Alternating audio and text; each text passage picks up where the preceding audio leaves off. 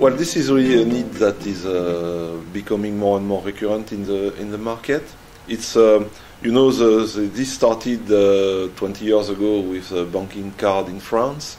At that time, the objective was to make the payment offline, and there was a need to store confidential data, credentials from the card users, into a portable, secure element where those data can be stored in a safe way.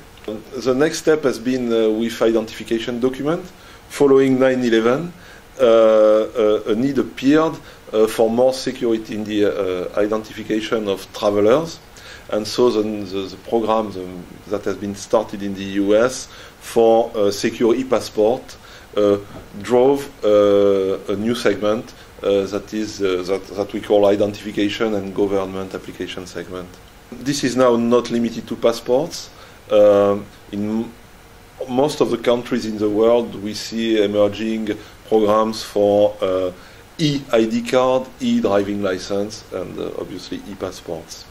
So that's the next step, and that's a market that is already well identified, becoming mature, and that is no longer a smart card. So the banking card was a smart card, and very often in people's mind, secure microcontrollers are associated to smart cards. With the ID segment, it's no longer a card, it becomes an identification document. It can be a paper document or a card with different format. Now we really see emerging with the interconnection of machines through the internet, concept that we call Internet of the Things, or smart grid when it's made of electricity meters or gas meters, for instance. We see confidential data being exchanged via the internet, and so this creates a real need for securing those data, and the concept that have been developed for banking and identification completely applies to this new environment. Those microcontrollers which are used in those applications, just to transmit the data, to control the system, now need to be secure.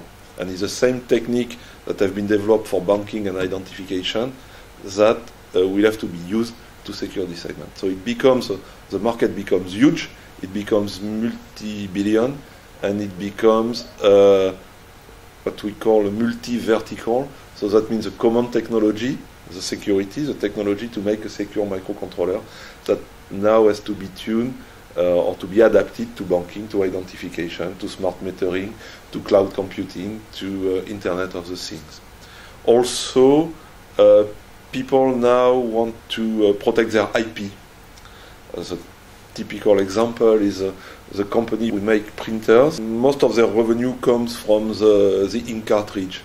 And so those ink cartridges are cloned, and so they lose part of this revenue. They need to be identified, and they need to be authenticated, and the microcontrollers we are making can be used in such an environment.